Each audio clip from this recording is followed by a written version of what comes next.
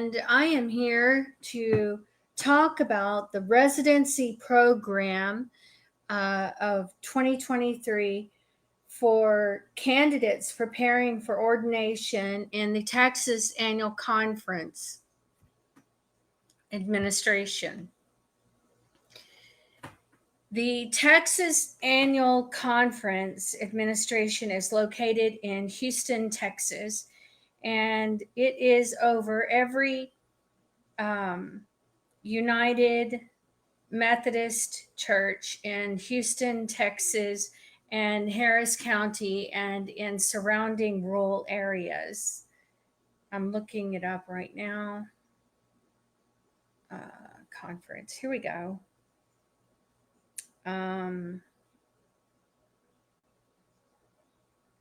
That's Rio. Okay. So the Texas Annual Conference is located in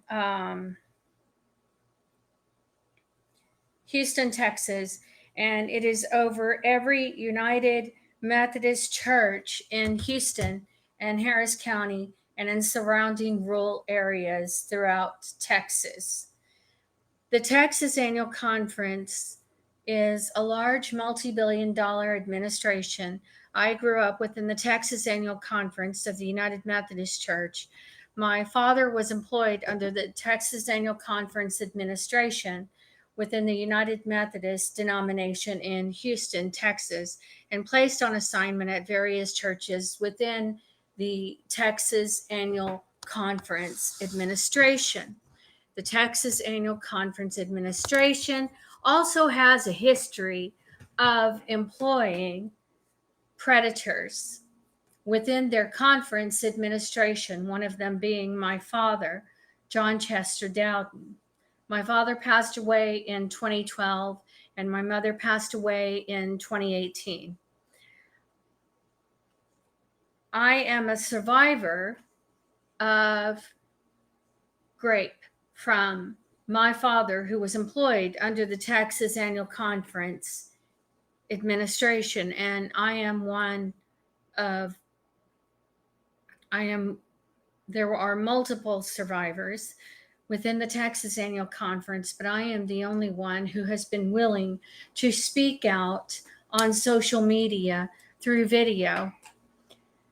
I also consulted with an attorney named Harrison Fisher about my case against the Texas Annual Conference, and Harrison Fisher deceived me and scammed me regarding my story and what happened to me and the abuse that I experienced within the Texas Annual Conference Administration and the grape that I experienced. And there was another victim who also survived assault, and she filed a lawsuit against the Texas Annual Conference Administration. And her abuser was Kendall Graham, who was employed under the Texas Annual Conference Administration. Kendall Graham was one of 3 clergy who've been indicted for criminal activities and was employed under the Texas Annual Conference Administration. Michael Tabb in the early 2000s was sentenced to 55 years in prison for unaliving his wife in a United Methodist parsonage in Troop, Texas. And I have also spoke about that story, and unfortunately Marla Tabb is not here today to tell her story. And the Texas Annual Conference would rather a survivor not survive and tell their story so that they can be spared in the embarrassment of supporting predators and employing them under their administration. The Texas Annual Conference Administration also supports grape culture and predator culture. They employ predators and they support these predators. What is grape culture? This is from the Inside Southern website. inside.southern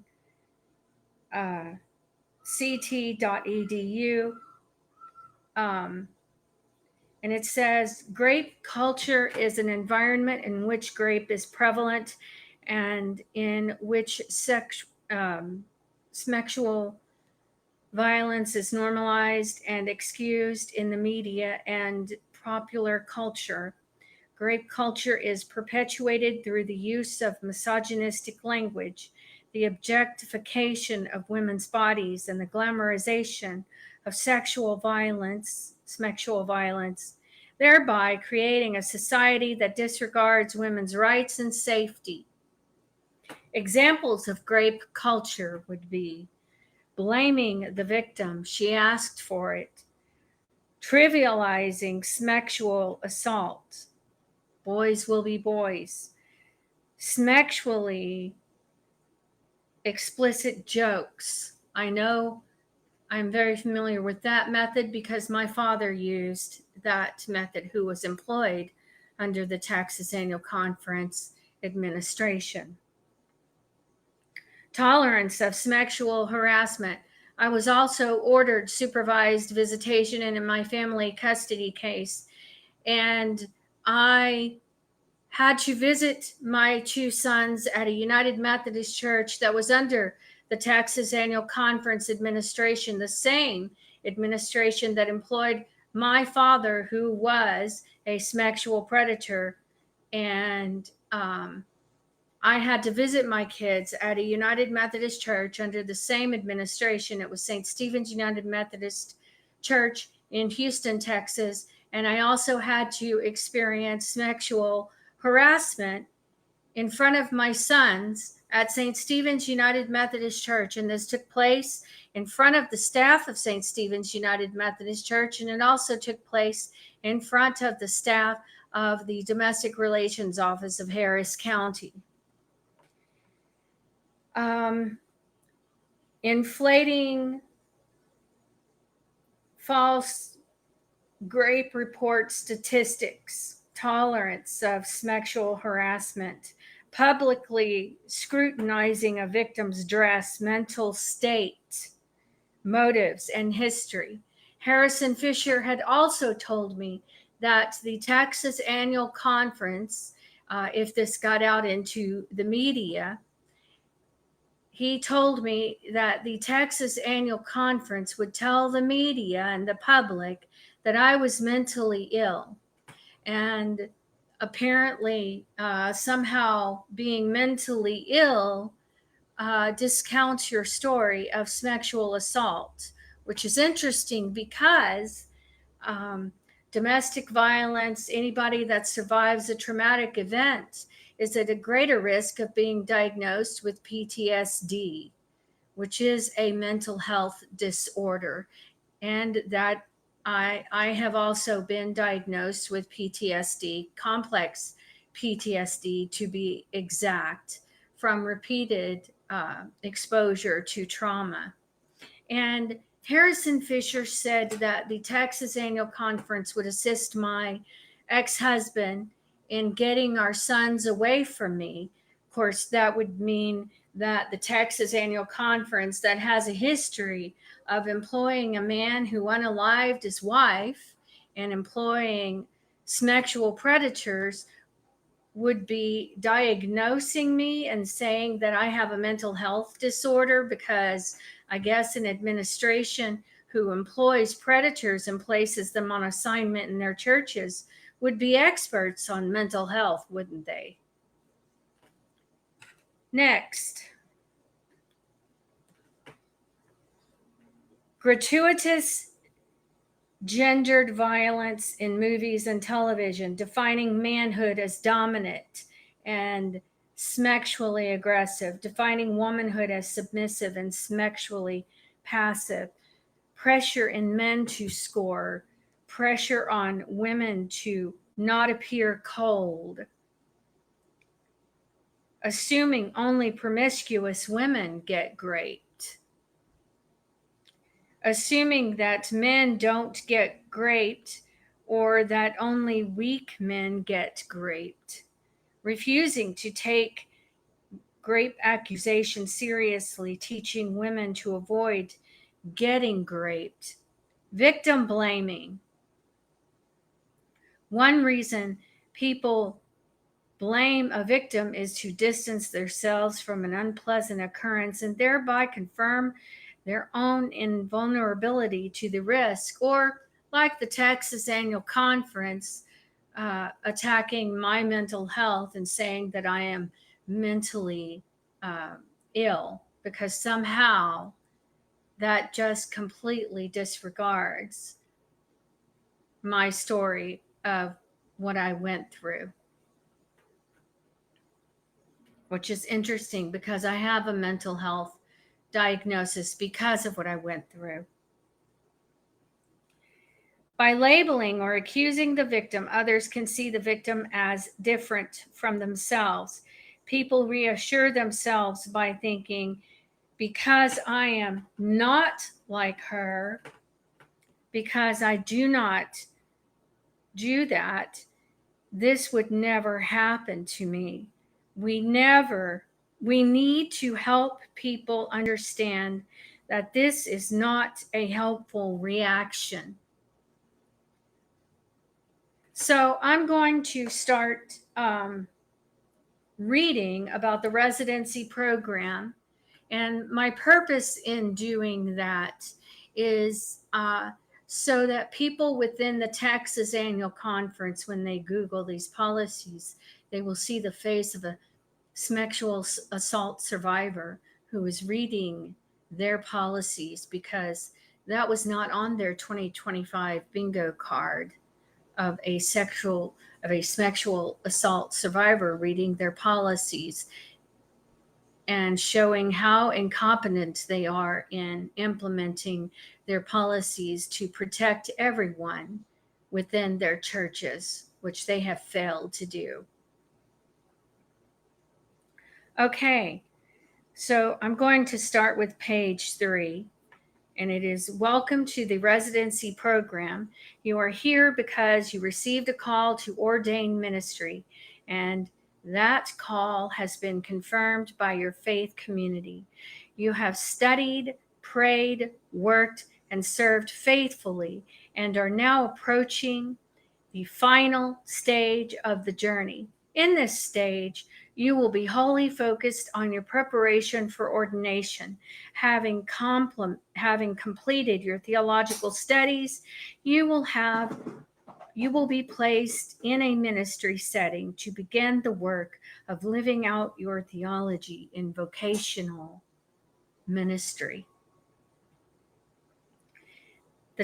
This time is called a provisional period and is the final step in the mutual discernment process.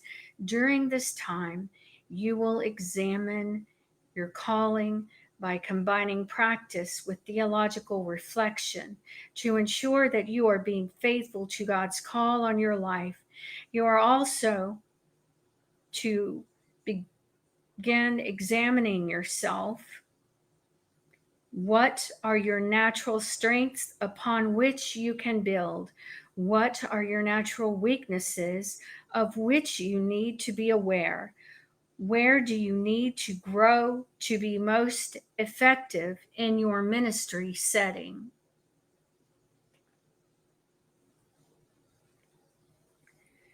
During this time, the church will examine your gifts for ministry. Do you show evidence of God's grace? Does your ministry bear fruit? Does your work build up the church to make disciples of Jesus Christ for the transformation of the world?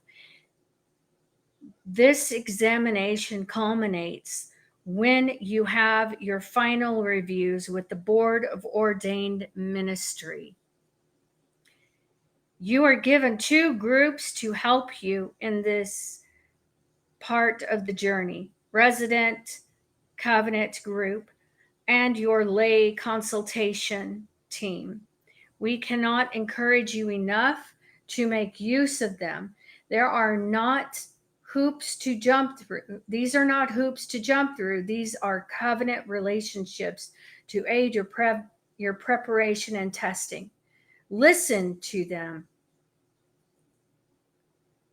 learn from them, and be accountable to them. This is a sacred time in your life, and you will never have it again. Prepare yourself well, that you may be fully equipped to take authority for Christ and Christ Church. And what I would also like to say is the Texas Annual Conference supports and engages in great culture because they have a history of employing men who are capable of sexually assaulting or raping young girls. And if any of them choose to speak out against the Texas Annual Conference, these girls, like myself or women, will experience retaliation from the Texas Annual Conference. And this is why the Texas Annual Conference supports grape culture. They also support grape culture because, as a part of their retaliation, they can also interfere in a family custody case like they did with mine by forcing a parent to visit their children in a church that is under the Texas Annual Conference administration, who employed the person that is responsible for graping the parent. And they will retaliate in whatever means necessary. They also have legal connections within Harris County. And that is what happened to me. I had to visit my kids at a United Methodist church. And because the Texas Annual Conference supports grape culture, I was also sexually harassed in a United Methodist church that was under the same administration that employed my father, who raped me as a child. And that is why I say that the Texas Annual Conference engages and supports grape culture.